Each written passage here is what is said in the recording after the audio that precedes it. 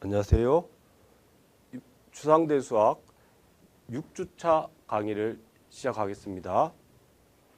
이번 주에는 다항식의 기하성 문제, 다항식 환에 있는 다항식의 기하성과 관련된 논의들을 할 건데요. 그 첫 시간으로 다항식의 기하성의 뜻에 대해 살펴보겠습니다. 지난 시간에 했던 것들을 간략히 되돌아보면요. 기본적으로 저희는 정역에서 약수, 배수, 그리고 동반원, 그리고 일반적인 환에서의 기하 관련된 문제들을 해결해 보았습니다. 특히나 유클리드 함수가 있는 환 1이 유클리드 정역의 가장 중요한 따름 정리인 정역이면 주 아이디얼 환이라는 것, 그리고 주 아이디얼 환이면 UFD, 유일 인수분해 정역이라는 이런 일종의 논리 사슬과 관련되어 있는 문제들을 해결해 보았습니다. 이번 시간에는 기하다항식의 뜻이 무엇인지 일단 설명할 수 있어야 되고요. 두 번째는 그 기하다항식으로 만들어지는 아이디얼에 의한 상환의 특징, 언제 상환이 정역이 되는지, 체가 되는지 등과 관련된 논의들을 해보도록 하겠습니다. 먼저 기하의 뜻이 굉장히 중요해서요. 일반적인 상황을 다시 한번 가져와 봤습니다. 주어진 환 R 안의 원소가 단원이 아니고 0도 아닐 때, 그때 P의 약수가, 다시 말하자면 P를 나누는 어떤 수 A가, 어떤 원소 A가 단원도 아니고요.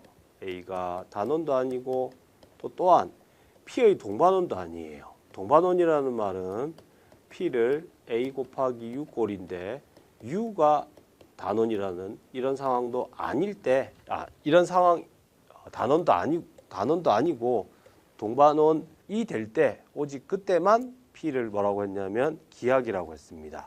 영어로 irreducible이라고 했습니다. 이러한 성질이 성립하지 않은 R 안의 원소를 일반적으로 가약이라고 합니다. 그래서 조심해야 되는 게 딴 것보다 이거겠죠. 만약에 P가 단원의 원소다 그러면 기하성을 논하지 않습니다. 따지지 않는다는 거죠. 물론 0이어도 기하성을 따지지 않습니다. 지금 계속해서 우리가 다항식환에서는 가약인 상황이 아니다라는 것을 증명하는 게 많아서요. 대우명제를 한번 살펴보면 P가 가약이다. 이 말은 다름 아니라 P를 어떤 두 개의 곱으로 표시했었는데 이 두 개의 곱이 어떤 AB가 있어가지고 그 AB 모두 다 단원도 아니고 뭐도 아니다. P의 동반원도 아니다. 이러면 오직 이때만 P가 가약이라고 얘기하겠습니다. 그래서 특히나 환 중에서도 유클리드 도메인, 유클리드 정역인 경우에는 다른 어떤 것보다 좋은 성질을 가지고 있는데요. 그 중에서도 특별히 개수가 체 F에 있는 경우에 그때는 이 다항식환 fx가 유클리드 정역이었습니다. 다시 말하자면 유클리드 함수를 델타라고 정의하는데 이것은 다항식환인데 0이 아닌 다항식에서 정의합니다. 그때 함수 값을 그 다항식의 차수로 정의하면 이것은 유클리드 함수의 성질을 만족합니다. 쉽게 말하자면 유클리드 함수는 임의의 두 개의 다항식을 뭐 할 수 있다? 나눌 수 있다. 그래서 목과 나머지가 존재한다라는 것. 이 유클리드 함수가 바로 이 뜻으로서 의미가 있습니다. 이때 핵심은 이 제수 gx와 rx 나머지의 차수가 더 작아지도록 할 수 있는 게 유클리드 함수의 핵심적인 정의였습니다. 이를 이용하여 정수 정렬성을 쓰게 되면 정확하게 이 다항식환, 최위의 다항식환은 PID가 된다는 것도 증명할 수 있었었고요. 더 나아가서 일반적으로 PID이면 그러면 유일인수분해 정역이 된답니다. 다시 말하자면 기하 원소들의 곱으로 표시하되 단원과 순서를 무시하였을 때 유일하게 표시할 수 있는 정역을 UFD라고 했는데 바로 이 최 F를 개수로 하는 다항식 환이 그러한 성질을 가지고 있었습니다. 우리가 앞으로 방정식의 근과 관련된 이론들을 펼치는 데 있어서 가장 기본적인 대상이 바로 이 다항식 환이 되겠습니다. 이때 하나 조심해야 될 것은 만약에 개수 F가 체가 아니다. 체가 아니면 유클리드 함수가 존재하지 않을 수도 있습니다. 그 예를 지난주 마지막 차시 때 연습 문제를 해봤었는데요. 정확히 그러한 예가 정수계수 다항식환이었습니다. 정수계수 다항식환인 경우에는 아이디얼 중에서 다음과 같이 뭐죠? 상수항이 2의 배수고 1차 이상인 다항식들을 모아놓은 것이 이 정수계수 다항식환의 아이디얼이 되는데요. 이 아이디얼은 뭐요? PID, 즉 하나로 생성할 수 없었어요.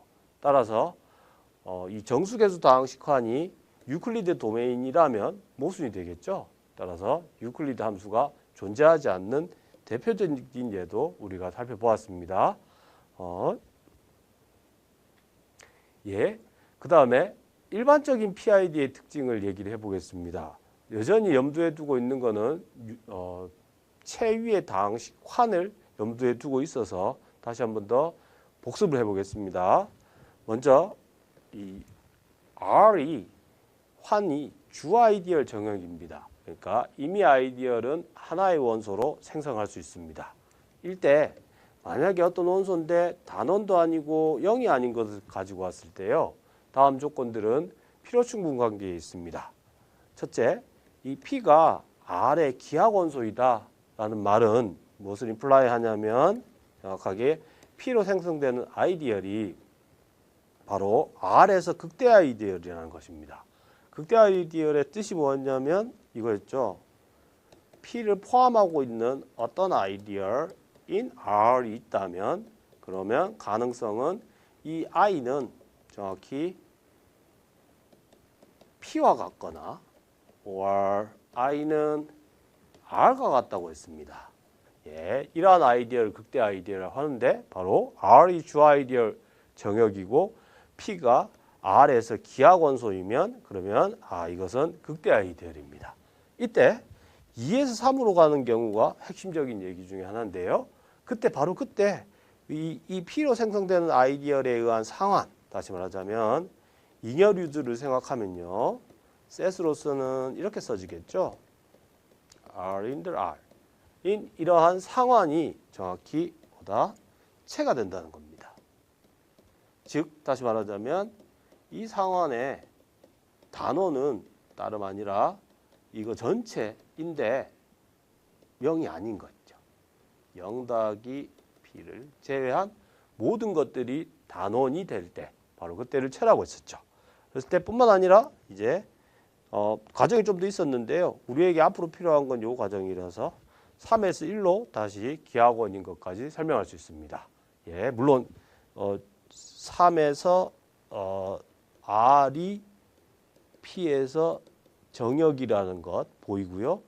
이러면 P로 생성되는 아이디얼이 소아이디얼이라는 거 보여야 되죠. 그러면 이제 P가 다시 R에서 기하원이었습니다. 복습의 의미로 한 번 더 중요한 얘기라 1에서 2의 관계를 증명해 보겠습니다.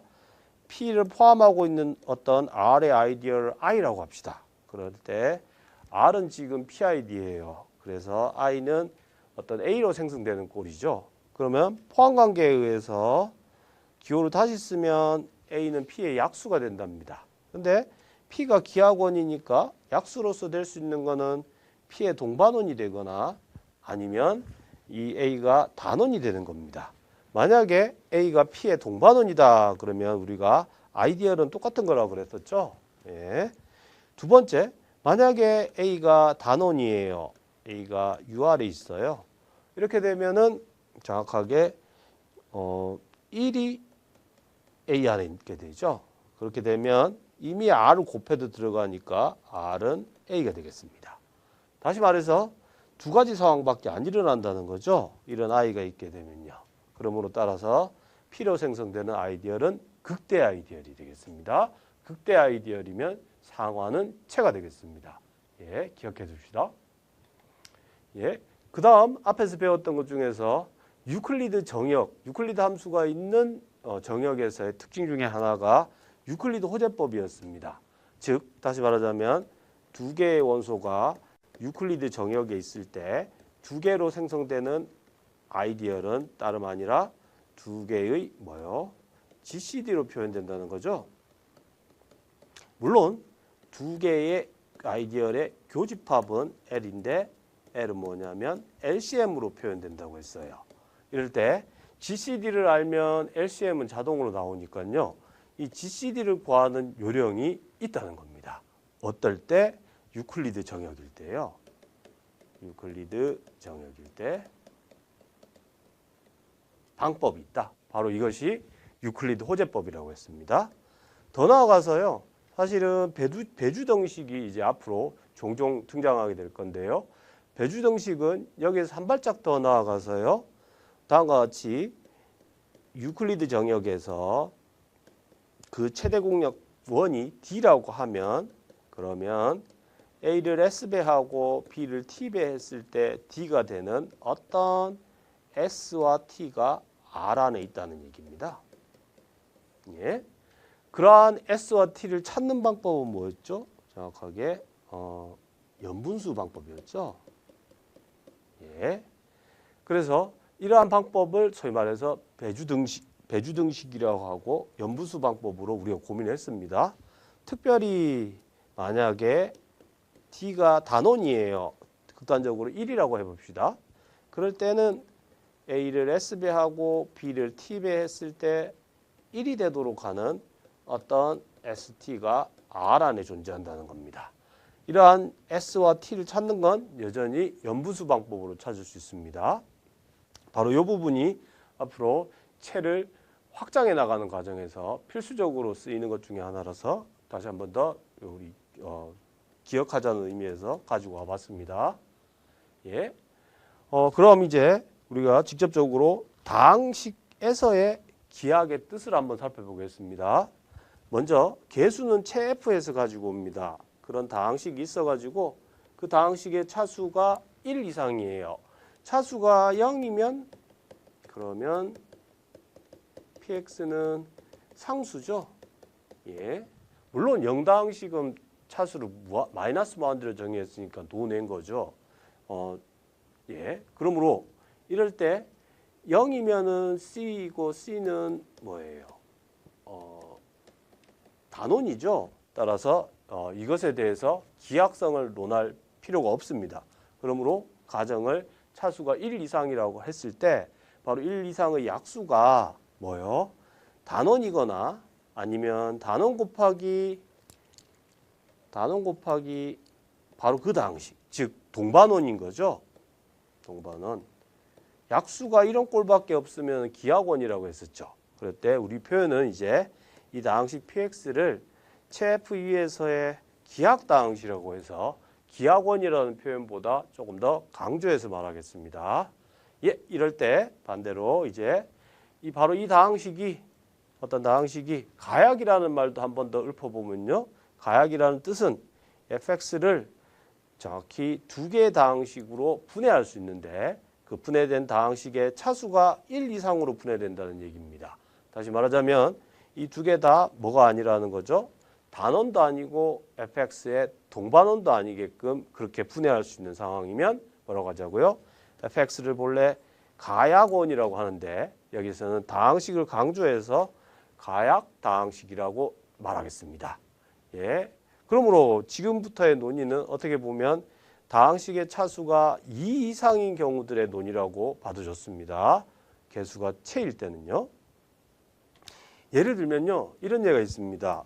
체 F에서 다항식환인데 1차 다항식은 언제나 기하입니다. 앞으로 돌아가 보면 기하이라는 뜻은 약수가 뭐예요? 단원이거나 동반원이에요.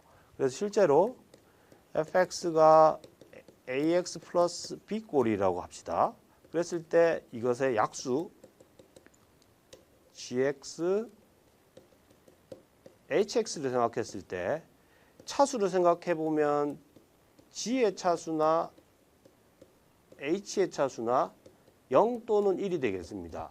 둘 중 하나 0이면 상수가 될 테니까 단원이 되는 거고요. 그럼 나머지는 뭐예요? 동반원이 되겠죠. 따라서 fx는 뭐다? 1차이면 언제나 기하기라고 주장할 수 있겠습니다. 예, 두 번째, 이번에는 특별하게 일반적인 체가 아니고요. 실수체를 생각하겠습니다.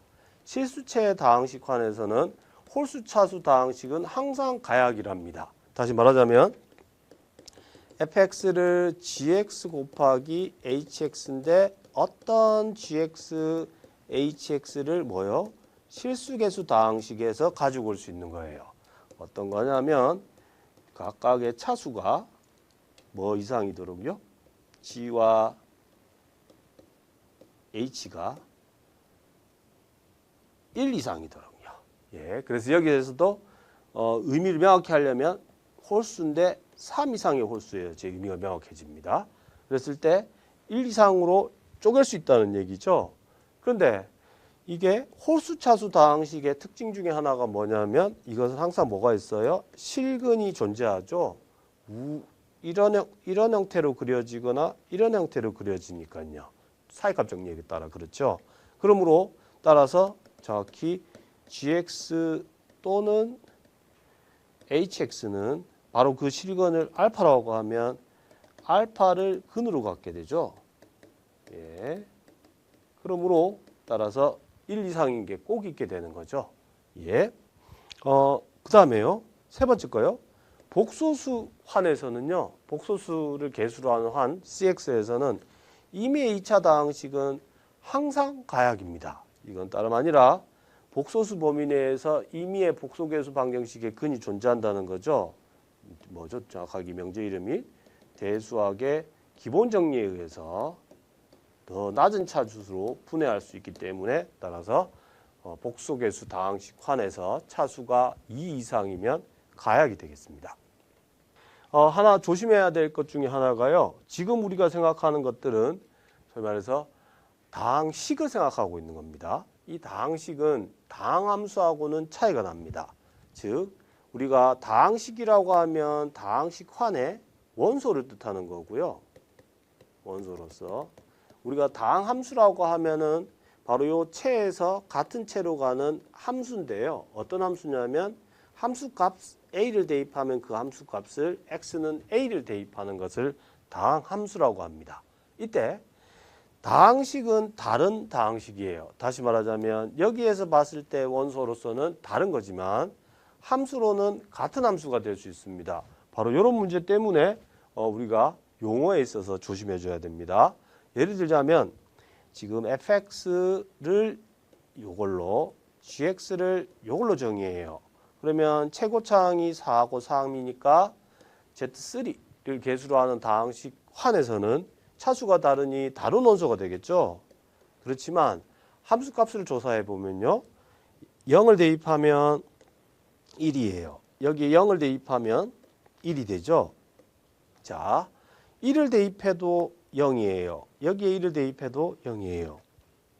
끝으로 2를 대입하면 계산을 해보면 다 1이 됩니다. 이거는 사실 f의 마이너스 1과 같죠. 따라서 마이너스 1의 4제곱 마이너스 1 더하기 1이니까요. 얘는 1이에요. 같은 요령으로 G2, 2에 대한 함수값도 1이에요. 그러므로 두 개의 함수 값들이 다 같으니까 함수로서 봤을 때 두 개의 함수는 전부 다 어떻다? 함수값이 같고 정의역과 공역이 같으니까 두 개의 함수는 같다고 얘기할 수 있죠. 따라서 다른 다항식이지만 같은 다항함수일 수 있기 때문에 함수 값만을 조사해 가지고는 두 개의 다항식이 같은지 다른지 알 수 없습니다. 예. 그 다음에요. 인수정리를 우리가 고등학교 때 배웠던 것들을 생각해서 인수정리에 의해서 나오는 결과들 중에서 조심해야 되는 게 있어서 예제로서 가지고 와봤습니다. 어떤 예냐면 개수가 G2예요. 다시 말하자면 2로 나눈 나머지들의 집합의 환의 구조를 준 거고요. 거기에서의 다항식 fx를 생각합니다. 그럴 때 이것이 가약이라고 해봅시다. 그러면 가약이라면 이게 3차니까 뭐예요? 이 둘 중 하나는 1차가 될 수밖에 없겠죠. 이렇게 나오니까요. 그러면 1차가 인수가 있다는 말은 다시 말하자면 뭐예요? fx가 x-알파의 hx꼴이라고 쓸 수 있잖아요. 그랬을 때 양변에 x는 알파를 대입하면 f알파는 0이에요. 정확히 이게 우리가 고등학교 때 배웠던 인수정리죠. 이것에 따라서 지금 이 경우에도 만약에 이게 기하기라고 하면 그러면 F0 or F1은 뭐가 돼야 돼요? 0이 돼야 되죠. 그런데 실제로 계산을 해보면 0이 되지 않습니다. 따라서 처음부터 3차인데 가약이라고 주장했던 이 가정이 모순이 되겠습니다.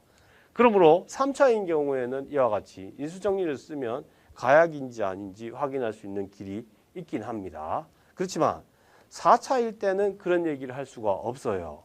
예를 들어서 같은 다항식 환에서요. 이런 4차 다항식을 생각하면 0을 대입해도 1이 되고요. 1을 대입해도 1이 되겠습니다. 그러면 이때는 뭐라고 얘기해야 돼요? 이 둘 다 뭐죠? 함수값이 0이 아니기 때문에 같은 얘기를 하자면 기하기라고 주장할 수 있어야 되죠. 그렇지만 실제로 이 다항식은 보기차 인수분해가 돼서 다시 말하자면 가약이 되겠습니다. 예, 조심해 주시면 좋겠습니다. 3차 이하에서만 적용되는 논리입니다. 인수정리는 가약을 따지는 데 있어서요. 일반적인 얘기를 하나 하겠습니다. 용어에 대한 것이기 때문에 다시 한 번 더 정리를 해보겠습니다. UFD에서 나오는 성질로 이해할 수도 있고 아니면 처음부터 아이디얼의 정의로 따라가도 되겠습니다. 이렇게 생각하죠. 만약에 가정이 이게 기하기인데요. 이거라고 하면 그러면 px는 mx를 뭘 곱해가지고 fx gx예요. 그런데 이 다항식화는 ed이자 pid이자 ufd였어요. 그러므로 우변을 소위 말해서 기하다항식의 곱들로 표현하게 되면 그중 하나가 뭐가 되겠어요? px를 꼭 가지고 있겠죠. 따라서 이 px를 fx가 가지고 있거나 or px를 gx가 가지고 있겠죠. 기하인수를 하나는 최소 가지고 있어야 되니까요. 따라서 정수와 유사하게 이 px는 fx의 인수거나 gx의 인수가 돼야 된다고 주장할 수 있습니다. 이게 방법 1이었고요. 두 번째 방법은요. 기하기라는 성질과 동치명제를 써보겠습니다. 이게 기하기면 그러면 필요충분 조건으로서 이걸로 생성되는 아이디얼은 소아이디얼이라고 했었죠. 그러므로 다음과 같이 가정에 의해서 이 가정이요. px가 fx, px가 이것의 약수니까요. 이렇게 얘기할 수 있어요. fx, gx를 곱한 거는 px의 약수라고 얘기할 수 있죠. 그러면 죄송합니다. 이거는 px로 생성되는 아이디얼의 원수라고 얘기할 수 있죠. 그런데 px로 생성되는 아이디얼은 소아이디얼이니까 소아이디얼의 뜻에 의해서 이거나 gx가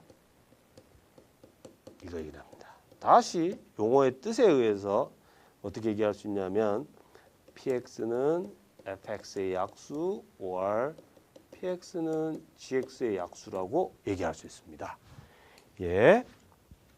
그래서 여러분 잘 기억해 두셔야 될 것. 최에서의 기하일 때는 어떤 두 개의 다항식의 곱을 나뉘면 둘 중 하나를 꼭 나뉘어야 된다는 요명제 기억해 두시겠습니다. 예. 다시 한 번 더 우리가 서두에 했던 얘기요. 다항식 버전으로서의 소위 말해서 기하의 특징과 관련된 얘기들을 한 번 더 서술하겠습니다. 지금 최를 원소를 계수하는 다항식 환에서요. 이것은 계속해서 강조하지만 ED자 PID자 UFD입니다. 이럴 때 정확히 PID이면 맞죠? 다음은 동치였습니다. 이 PX가 기하이다. 이 말은 PX로 생성된 아이디얼이 극대 아이디얼이다. 극대 아이디얼이면 상환이 뭐다? 체가 된다. 상환이 체가 되면 뭐다? 정역이 되고 정역이면 그걸로 생성된 아이디얼이 소아이디얼이다. 이 네 가지가 모두 다 동치명제입니다. 다시 한번 기억해 두실 거는 요 앞에 세 가지 경우가 앞으로 계속해서 논의되는 사안 중에 하나입니다. 기하인지를 확인하는 것과 상환이 체인 것을 확인하는 것은 완전히 동일한 문제가 되기 때문에 기하를 이제 앞으로 판별하는 이 단원의 주된 얘기들이 의미가 있겠습니다. 체가 다시 의미가 있는 이유는요. 체는 사칙 연산에 자유롭기 때문에 우리가 익히 알고 있었던 사칙 연산들을 다항식의 상환들에서도 다시 한 번 더 적용할 수 있는 상황이기 때문에 그러합니다. 그럼 구체적으로 예를 하나 들어서 이런 상황을 생각해 보겠습니다. 질문은 이겁니다. fx가 3차 다항식이에요. x 세제곱 마이너스 1입니다. 익히 알고 있습니다. 이거는 기하이 아닙니다. 왜냐하면 1차, 2차로 인수분해되죠. 그랬을 때 이 fx로 만들어진 상환은 정역이 아닙니다. 정역일 필요 충분 조건이 기하이라고 했잖아요. 맞죠? 바로 그 부분이 이제 정확히 우리가 본래 생각했던 그 일반적인 논리에 의해서 얘기할 수 있는 부분이었었고요. 이것을 조금 더 이유를 찬찬히 앞에서 배웠던 것들을 바탕으로 설명해 보겠습니다. 먼저 x-1로 만들어지는 아이디얼을 생각하고요. x제곱 플러스 x 플러스 1로 만들어진 아이디어를 생각하겠습니다. 그러면 이거는 1차이기 때문에 기하기예요. 이것은 우리가 익히 알기를 유리계수 범위 내에서는 인수분해가 안 돼요. 왜냐하면 복소수 안에서 근이 있잖아요. 맞죠? 판별식이 0보다 작으니까요. 혹은 다음 차시에서도 할 거지만 이것에 유리계수 내에서 근이 있으려면 1의 약수여야 되죠. 그래서 1이나 마이너스 1이 될 수 있는데 둘 다 안 되기 때문에 이것은 기하이라고 할 수 있습니다. 그럴 때 다음과 같이 그 다음 얘기가요. x-1과 이것은 또 공통인수가 없어요. 공통인수가 있다면 이것이 1차이기 때문에 이것이 이것의 인수가 돼야 될 거고요. 인수가 되게 되면 뭐죠? 근이 돼야 되는데 모순이죠.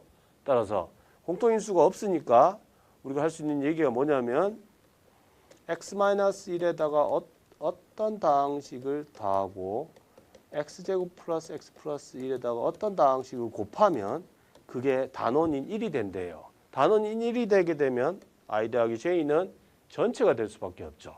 따라서 중국인의 나머지 정리를 적용할 수 있는 준비가 되었어요. 중국의 나머지 정리에 의하면 우리가 알고 있는 게 이 다항식환을 I intersect J로 상환을 만들면 그것은 QXI 상환 QXJ죠. 그런데 but I intersect J는 뭐예요? x-1의 배수면서 x제곱 플러스 x 플러스 1의 배수예요. 이건 다시 말하자면 LCM이죠. 그런데 두 개의 공통인 게 없기 때문에 그것은 곧 뭐예요? fx라고 얘기할 수 있겠죠. 따라서 다음과 같이 내가 생각하고 싶어하는 fx로 자른 상환은 요 두 개의 직합으로 표시된다고 했습니다.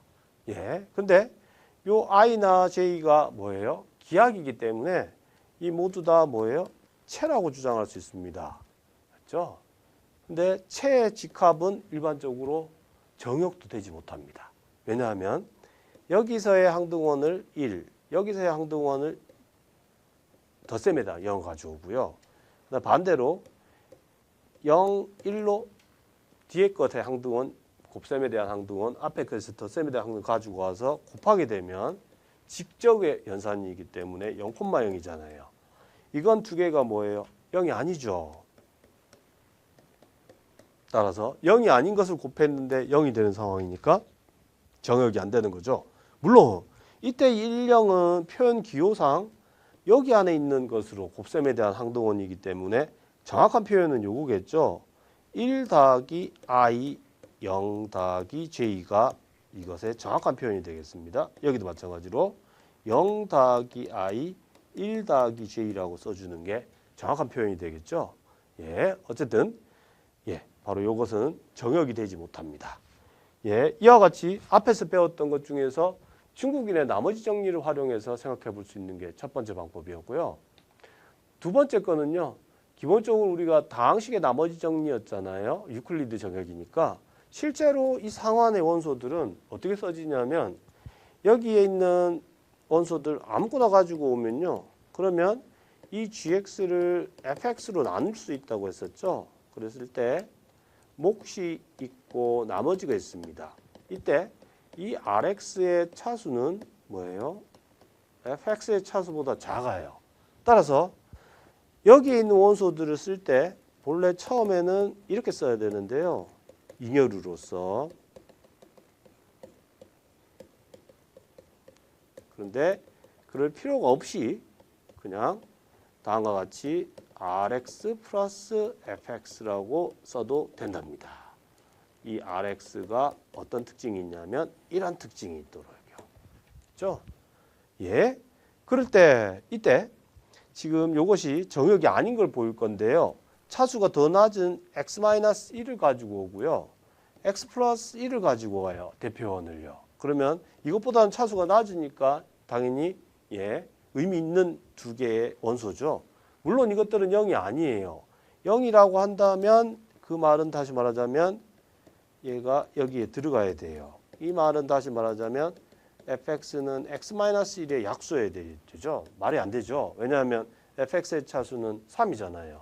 따라서 같은 요령으로 0이 아니에요. 두 개 다. 그렇지만 얘네 둘을 상환해서 곱해주면 대표원끼리 곱을 해주게 되면 정확히 이게 다시 fx가 돼요. 근데 fx는 fx로 생성되는 뭐예요? 아이디얼의 원소죠. 다시 말하면 0이라는 거죠. 0이에요. 맞죠?